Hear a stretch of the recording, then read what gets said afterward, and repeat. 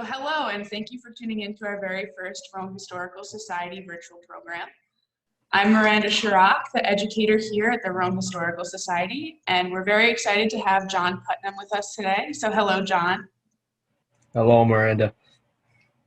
If you've attended previous RHS programs, we're happy to have you back. And if you're new to RHS programs, welcome. We offer free monthly programming on the third Wednesday of every month. Our programs were previously here in our auditorium, but due to COVID, we've been working to offer programs virtually so you can enjoy them from the safety and comfort of your own home. So we encourage you to leave comments and give us feedback on what you see today and what your experience is like so we can continue to improve moving forward. We also recently added a donate button to our Facebook, which will help us continue programs like this. So if that's something you're interested in, head over to facebook.com/RomeHistorical and you can click the donate button there. So John is here today. He's going to tell us about his work on the reconstruction of the Rome water supply tunnel. Thank you, John, for working to supply clean and safe water to us here in Rome. Our pleasure. We really appreciate it. So he's going to tell us a little bit about the history of Rome water supply and give us some more details about the tunnel, which is over 100 years old. So without further ado, I'm going to hand it over to you, John, and you get started. Okay. Thank you, Miranda. Thank you, Rome Historical Society. It was a pleasure working with the city of Rome on this project, and it was very exciting, to say the least, because it was kind of a unique project, something that we don't typically do every day, let's say. So with that, I've been with GHD for like 22 years now, and we're an engineering firm, global engineering firm, and we do quite a bit with civil environmental infrastructure projects. So this project here for Rome was right up our alley, and a unique project and a local project. I'm from the Central New York area, so it was very exciting to work on this one. So with that, can you see my screen now? Yeah, I can see it. Okay. I'll start the slideshow. How's that? There you go.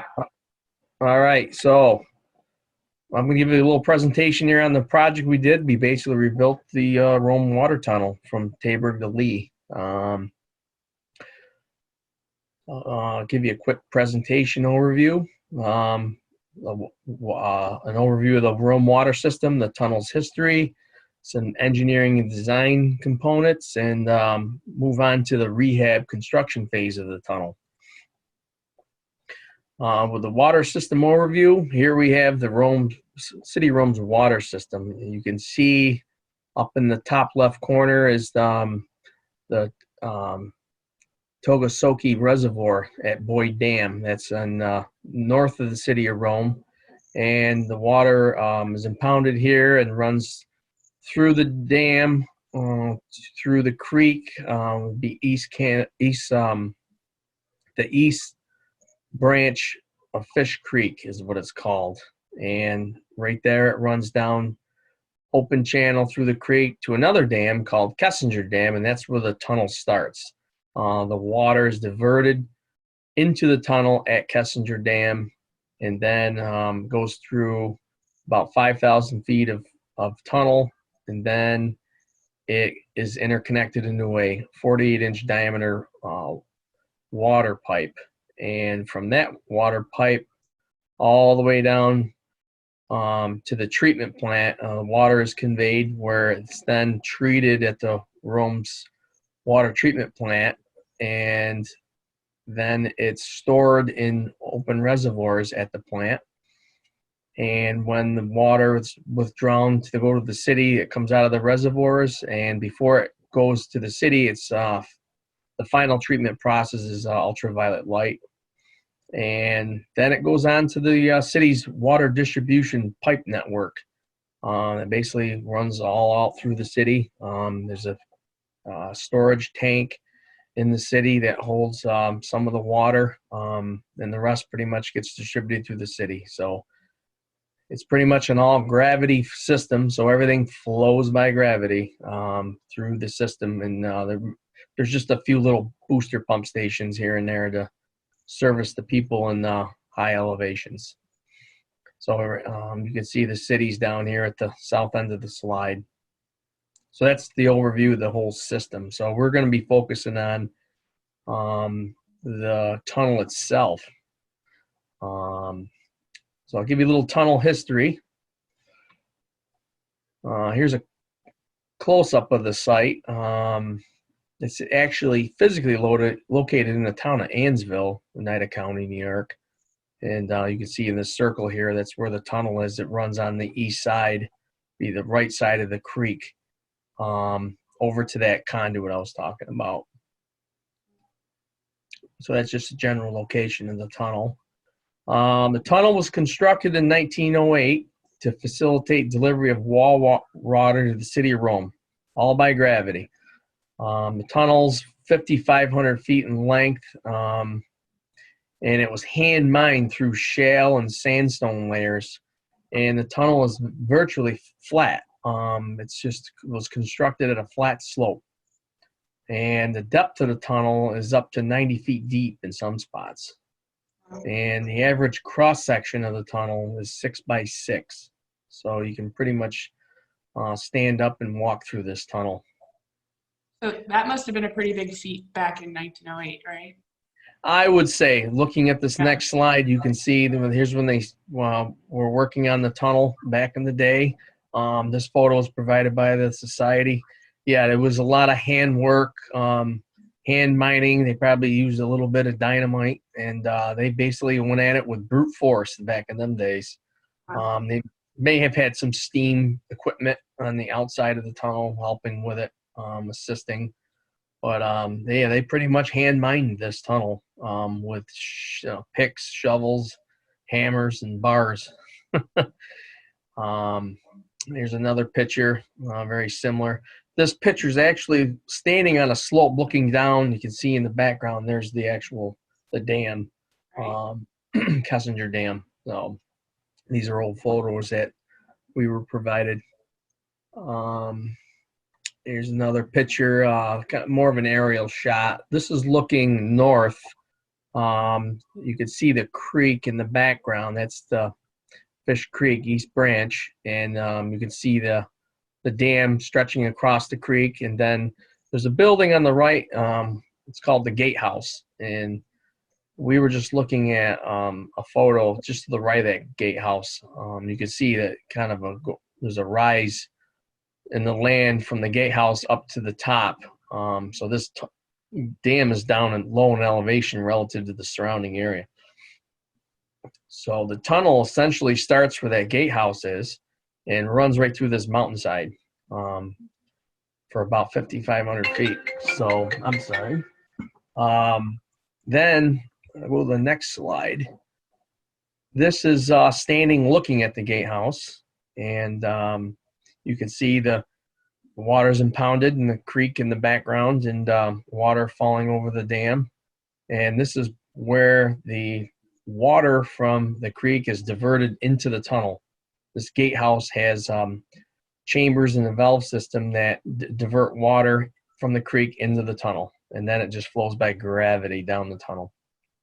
So the water that goes into the tunnel, is it from the reservoir above the dam? Yes, that water in the reservoir helps them. It's used basically for storage, so they can control how much is stored and how much flows down the creek. And basically the creek from Boyd Dam, the upper dam, to Kessinger Dam acts like a pipeline, an open channel pipeline, pretty much. So most of the water is stored at Boyd Dam. Boyd Dam was constructed later on in 66, 68, that around that time frame. Given Rome was expanding at the time, it was growing and developing, and the city decided it needed a more stored water in their system, hence the Boyd Dam.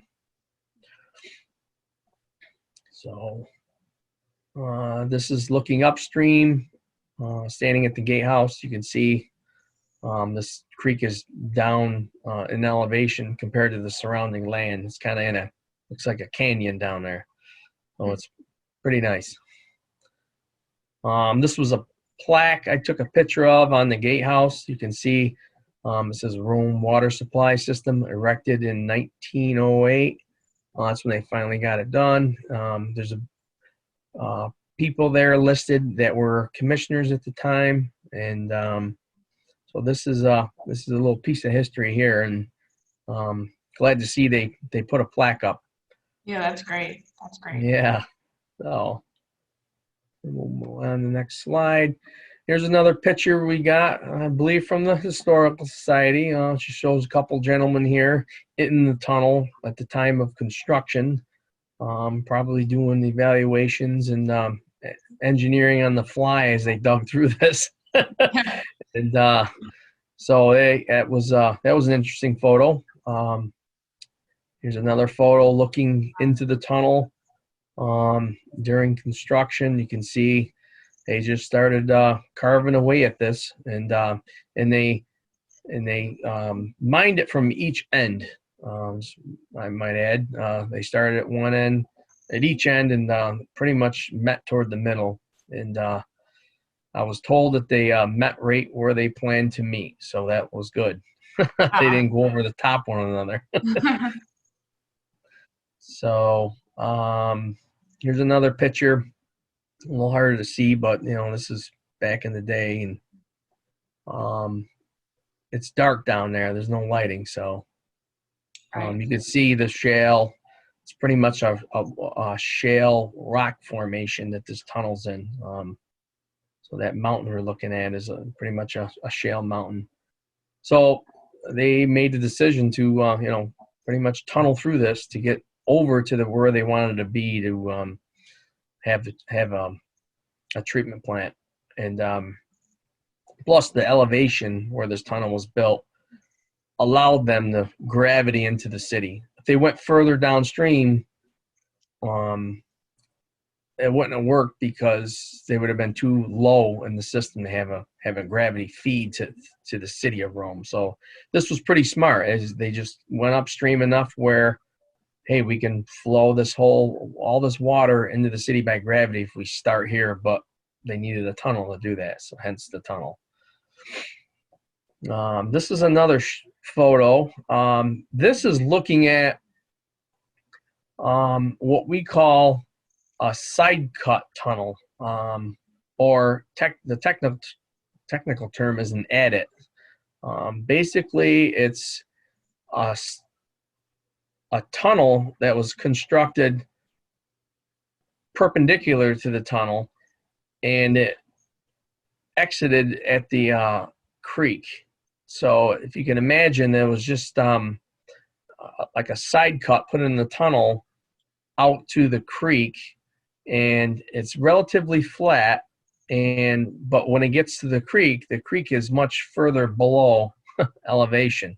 So this is basically the end of this tunnel. This little side cut tunnel is hanging off the edge of a cliff, and what that was constructed for construction purposes mainly, but I believe it may have some maintenance purposes to it too.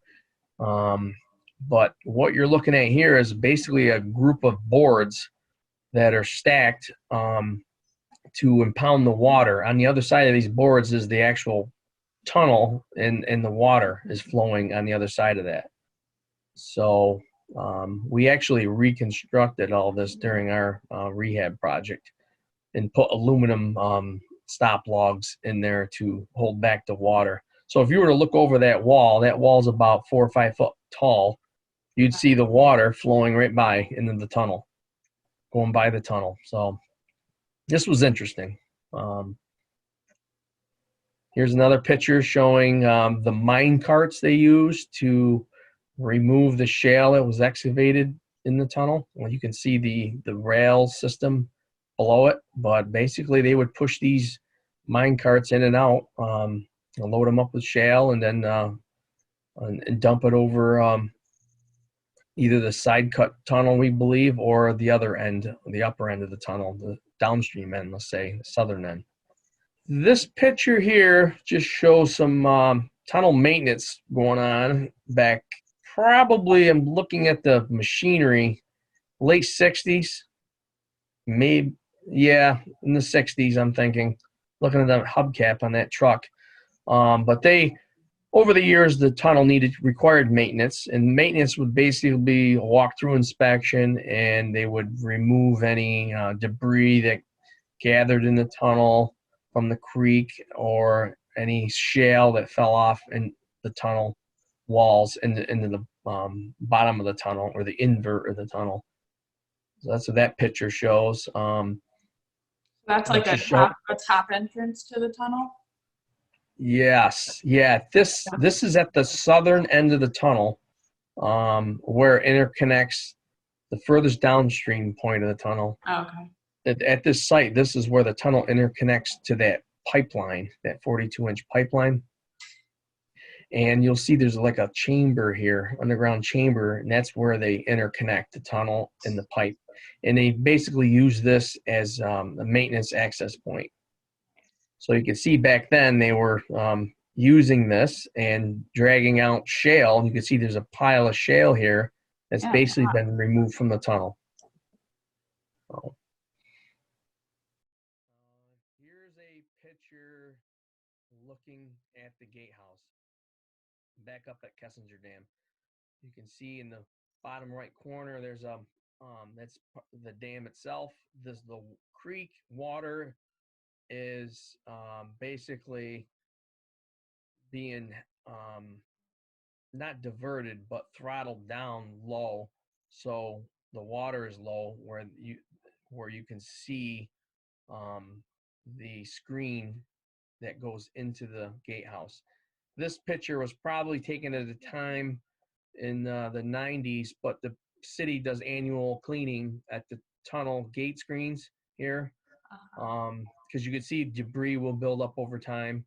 So they go in once a year and clean all this debris out. It sands and silts just before winter.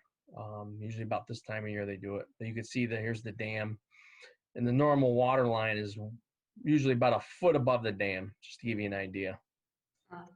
And the rest is, here's where the water goes into the tunnel. So here's another shot looking toward the east, toward the other screen. This gives you an idea of the people standing there, and the excavator down in there, how big this infrastructure is. Yeah. Yeah. Here's another picture looking inside the tunnel. This is what we call the unlined section.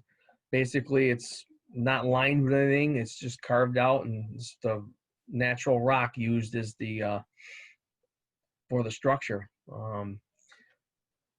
Then I got another photo here showing a line section.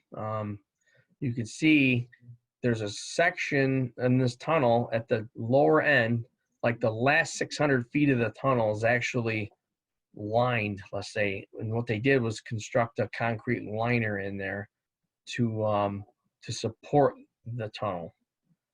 We believe they done that because the tunnel is actually shallower at the lower end. It's not as deep underground as the upper end. So we believe the rock above the line section was weak, and the engineers decided to line that with a concrete liner just for structural support and stability. So that's the reasoning behind that.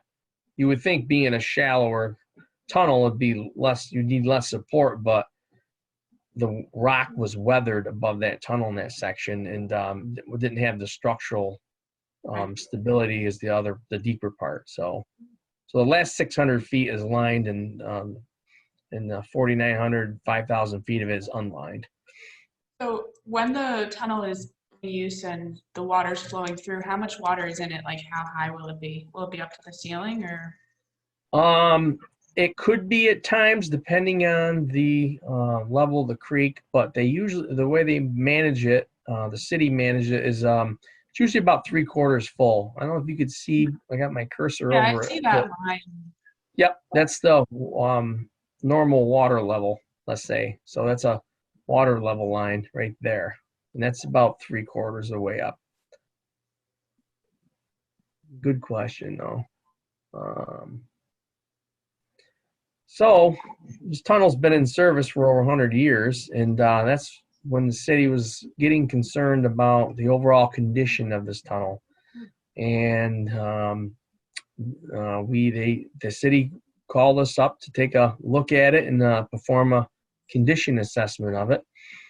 So we went in and did some investigations and some rock bore, basically a physical inspection, a walkthrough.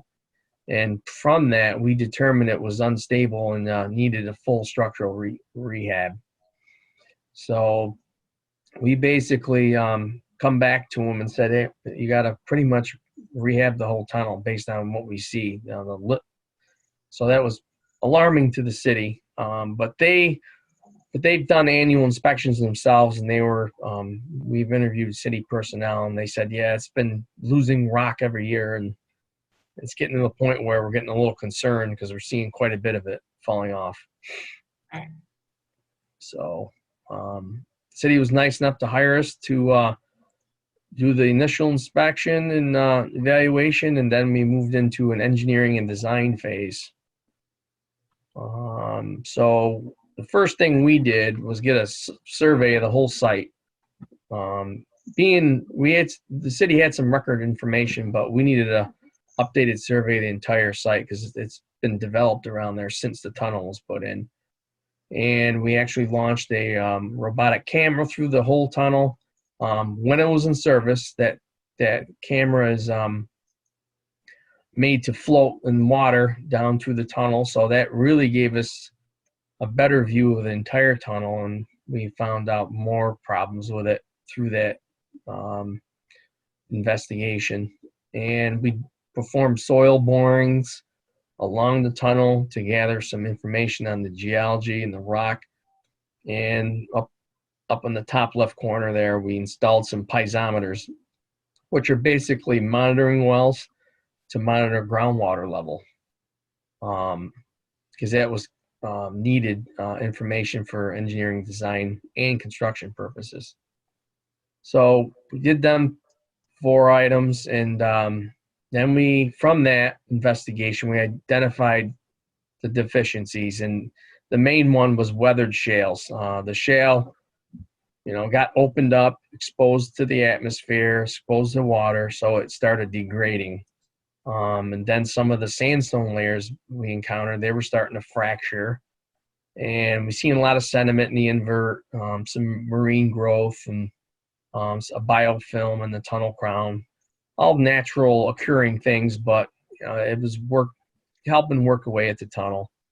Then we had some areas along the tunnel that had heavy rock debris, much as 3 to 5 feet.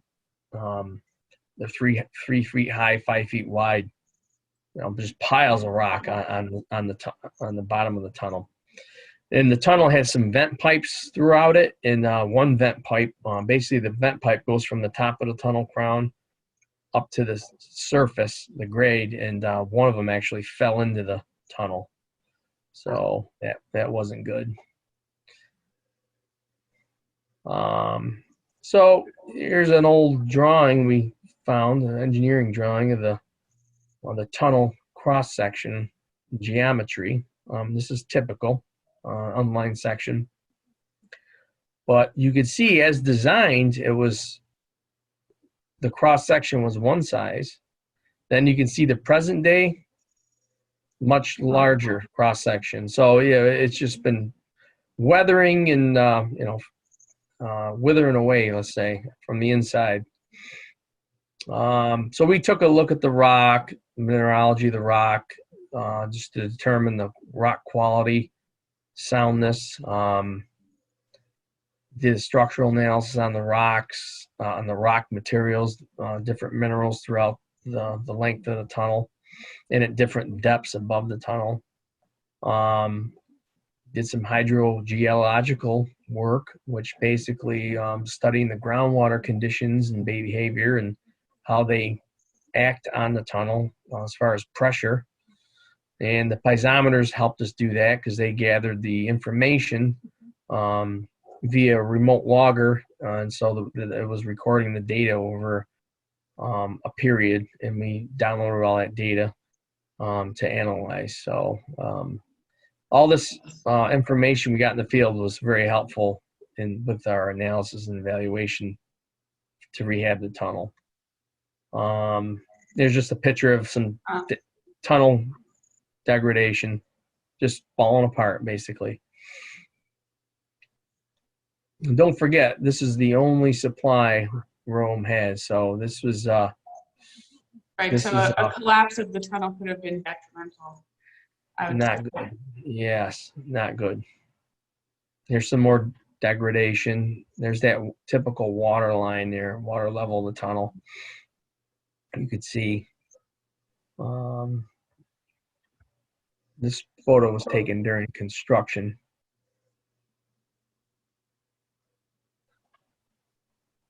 So them things we kind of talked about, we looked at, and then we could pretty much come up with a plan to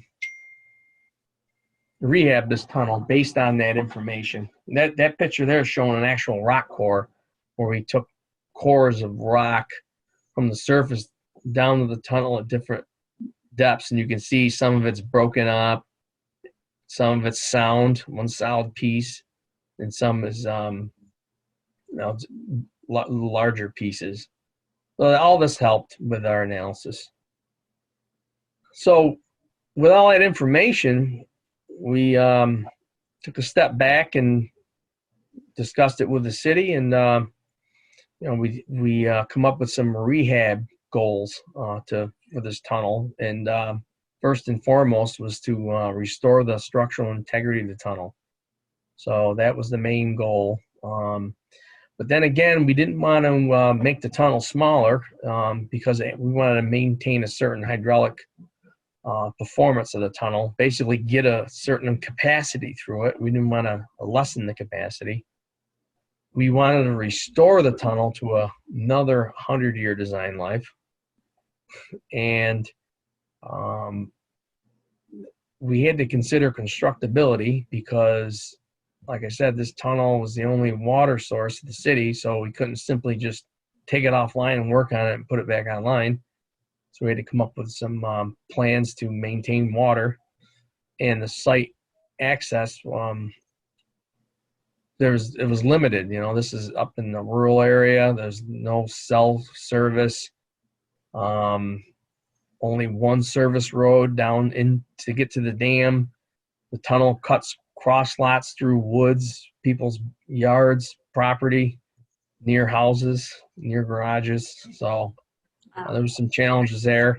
And the sheer cost of the project, that's always in consideration. We try to use money most effectively to achieve them goals. And then when it was all done, we wanted the city to have minimal time up there to operate and maintain this. Whereas before they had to go in and remove rock and always check it and worry about it. So we wanted to minimize their time up there and worrying about it too. So we come up with a plan, but we evaluated a few options.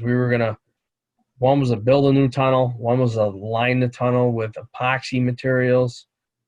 Another one was a liner with like a felt material. And we looked at even pumping, getting rid of the tunnel, just putting in a pumping system and a pipeline that's only 5 feet below grade. And we looked at lining the tunnel with shotcrete. And shotcrete is basically concrete sprayed through a gun. And we thought that was the best and preferred method to rehab this tunnel. So the shotcrete is used a lot in the construction industry, civil engineering work. It's used a lot to rehab concrete and to and to stabilize rock. So we come up with a design for the shotcrete, and it was a fiber reinforced shotcrete, which basically has little fibers in it that help with the tensile strength of the concrete. And the shotcrete has great properties as far as compressive and tensile strength. So we were looking for that. It adheres well to rock mass. So that was another important characteristics. You know, you wanted something that's going to stick on the walls and stay there and form a structure. Shotcrete's dense and durable, has a low permeability. Characteristics we were looking for. And, you know, being this as a tunnel environment down in the ground, 90 feet in some areas, it's a very stable environment down there. It's just basically cool and humid. So concrete and shotcrete like to cure in that type of environment.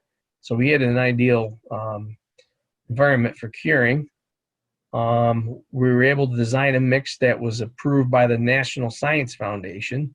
Given this is a water supply, we wanted to design a shotcrete material that you can use for potable water uses. So nothing would excrete, you know, out of the shotcrete or any chemicals. So it was a very stable product. The constructability was good. You can pump shotcrete for quite a distance. They pumped it for like 900 feet in some instances, so that's quite a distance. And there's no VOCs in it, volatile organic compounds. And it's something that could be batched locally right at a concrete ready mix plant. As long as they get the right ingredients based on our design, it could be made right locally and brought to the site. So that was good too. You can see in the photo there, a guy spraying it on. Looks like maybe a concrete mass. It could be a rock mass, but it's used quite a bit in the industry. So then we'll move on to the actual construction phase. So the city put this out to bid, got a contractor. I think it was around a $13 million bid for this project.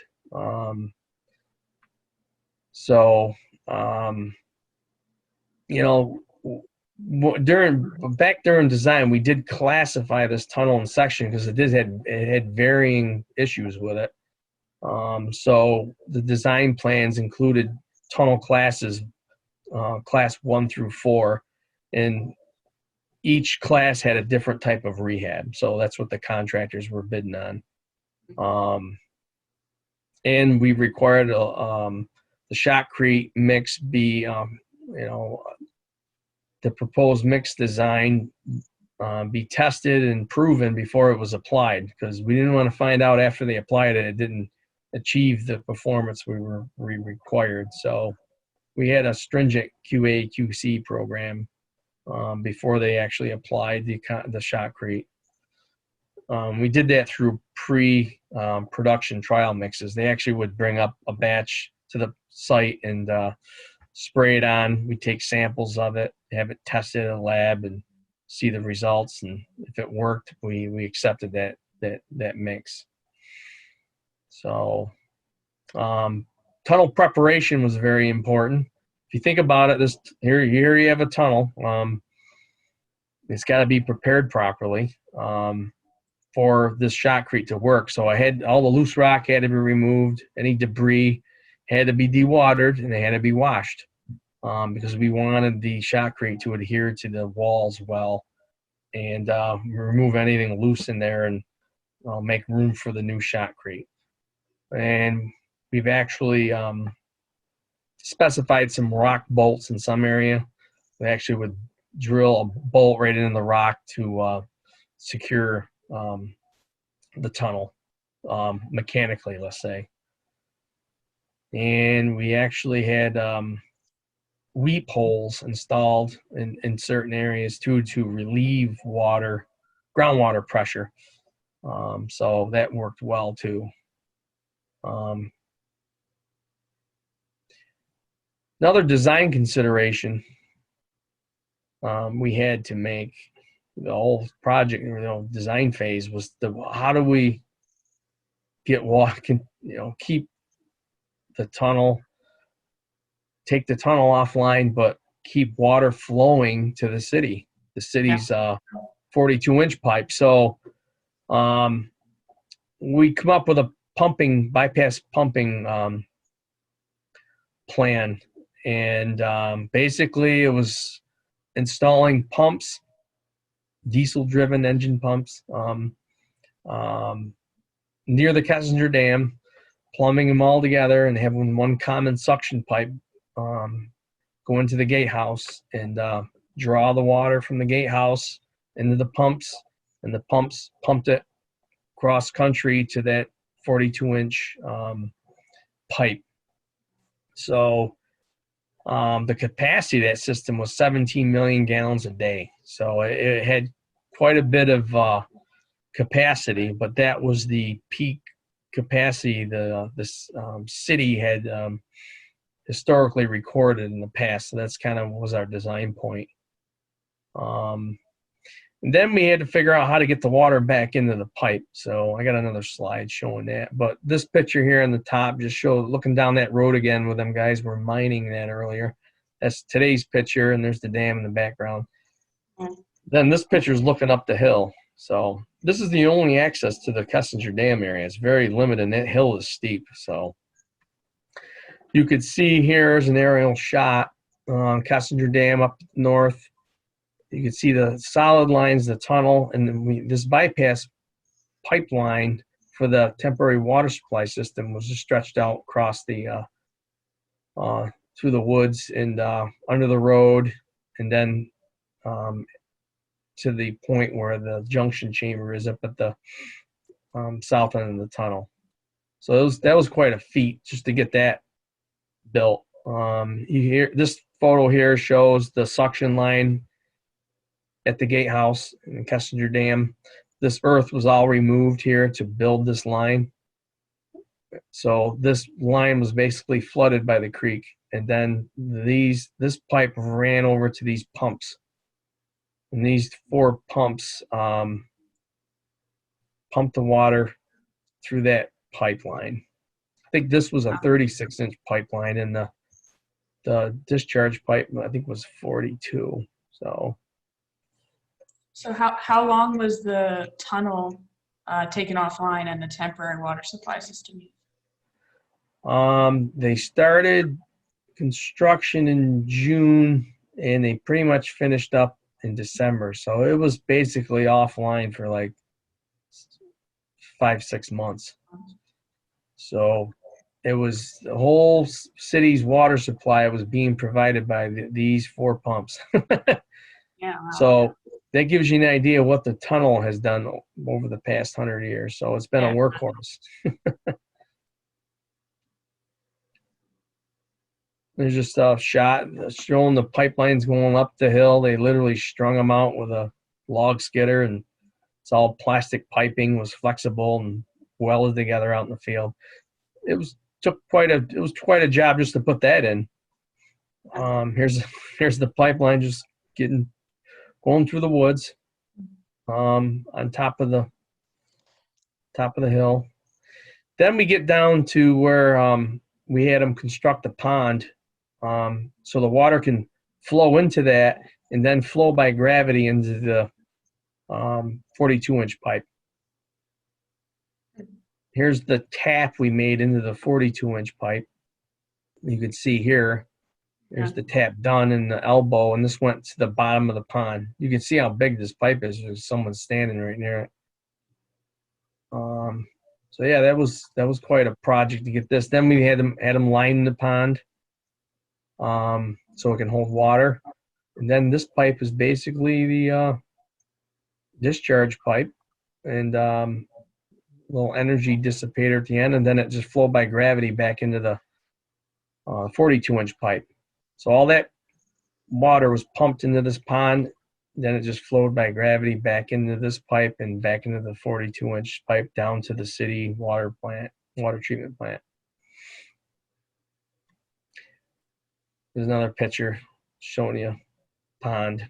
That was all removed at the end of construction.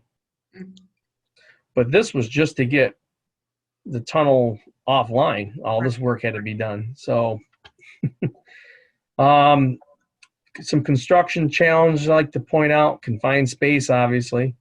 There was only 3 ways into the tunnel at each end and at the side cut in the middle.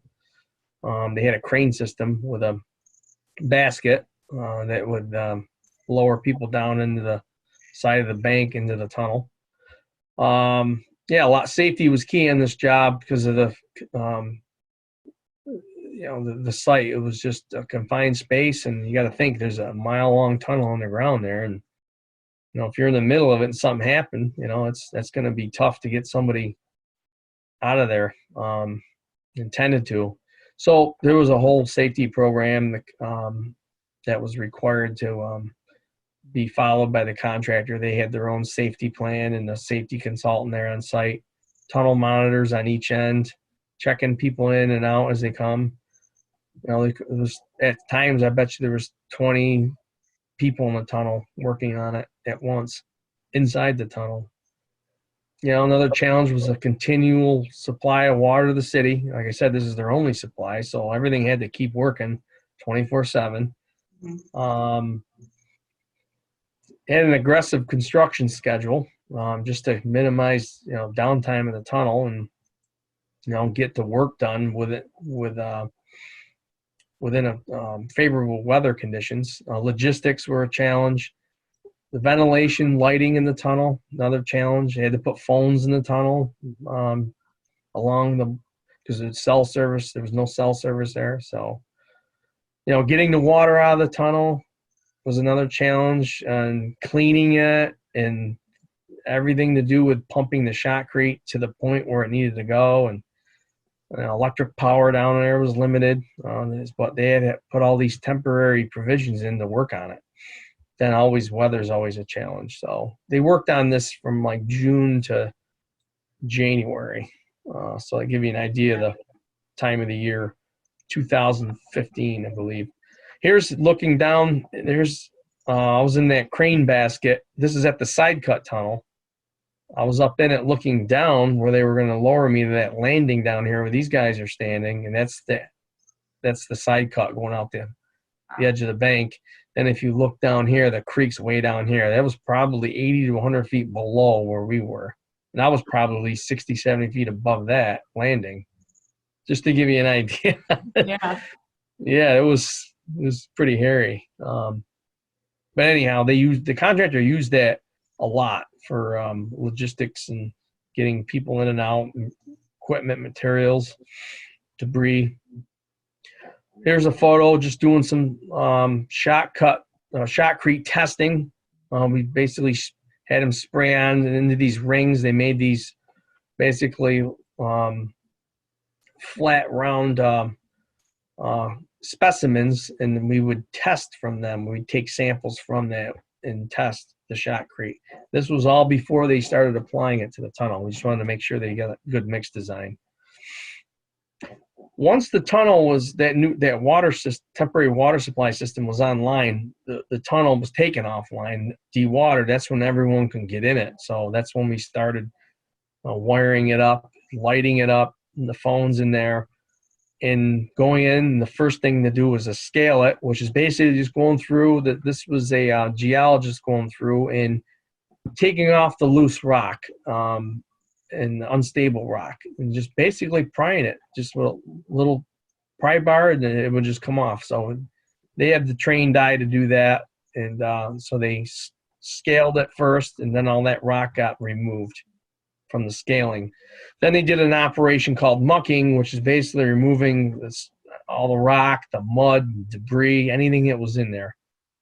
You could see it wasn't the cleanest tunnel. It was just a water tunnel, and there was a lot of silt on the bottom, and but it's all natural in there. It just had to be cleaned to get prepped for shotcrete. You can see they had little